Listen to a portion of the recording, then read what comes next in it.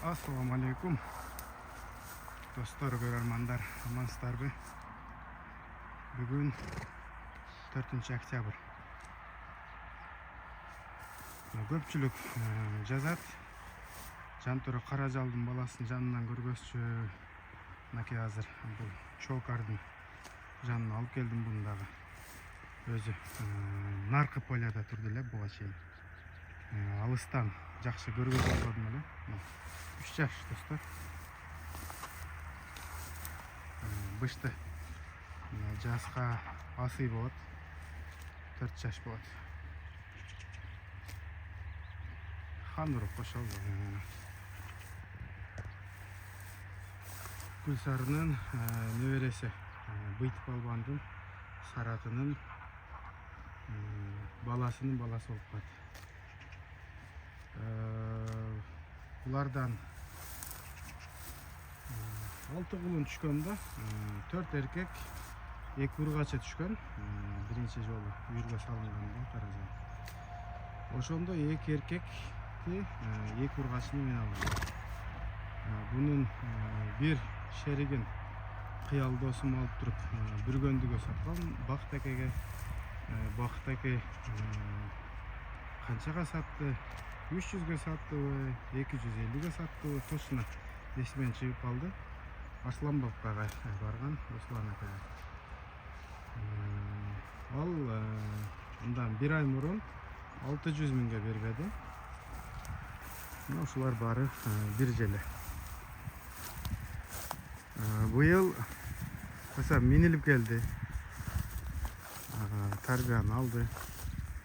Азыр эми келгенден кийин дарбыз менен багып, бир сыйра тазалап, азыр мына 4-орун бериде турган учуру. Сындап коесуздар, ой пикириңиздерди жазып калтырасыздар. Мына таза кыргыздар. Мүнөзү өтө корс. Менин башымы дагы жарган ушул болот. Алла өзү бир сактаган. Жигитти сактай берет дейт го. Чоң жаракат алган, негизи бирок эч кандай десем, травмасы жок эле, айыгы бүткөн.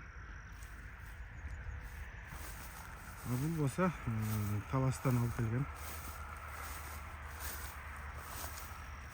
Bunun dagы азыр сат дегендер көбөйдү.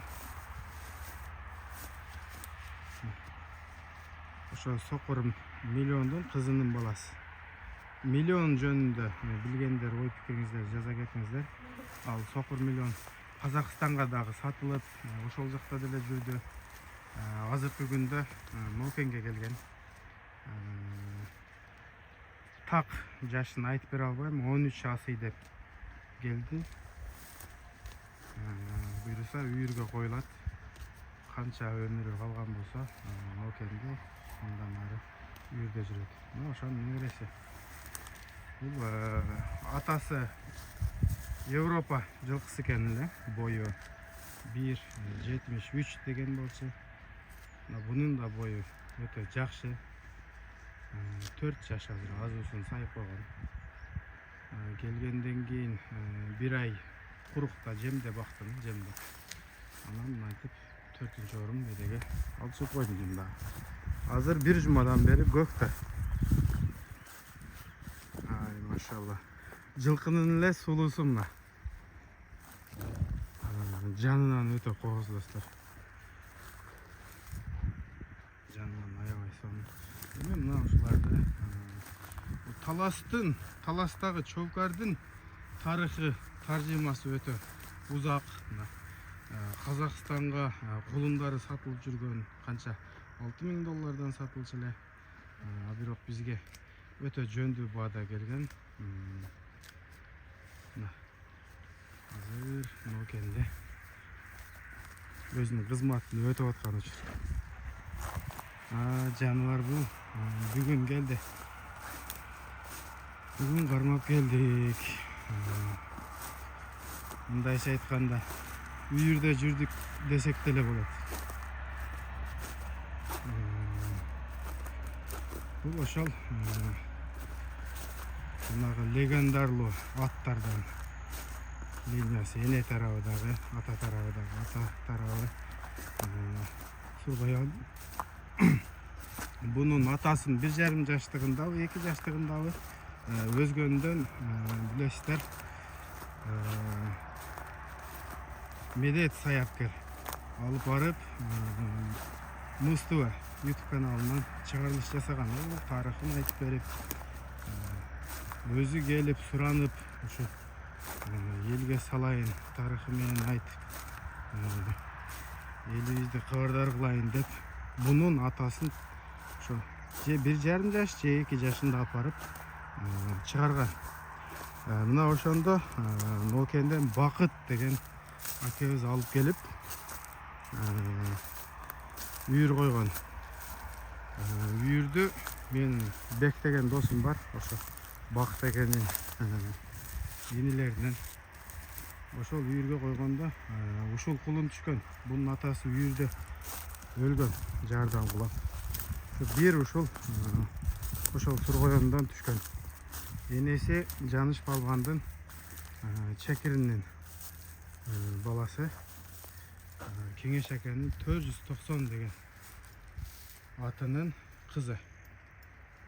490 бүргөндүгө сатылган Акыл Балбанга 490 миңге. Ошондон улам анын кайманаты 490 болуп калган. Кеңеш ака бунун энеси ургач түшүп калганда кошунасына Талай акеге сатып берет.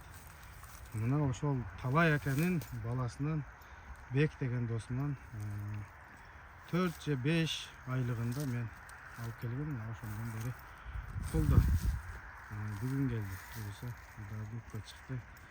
Бардык аттардын аркандары 20 метрден. Эми канча бир 10 күндүк убакыт бар. 10 күн көчсөсө групп алып кирип коебуз. Мына достор, ушинтип өзүмдүн аттарым менен тааныштырдым таладагы.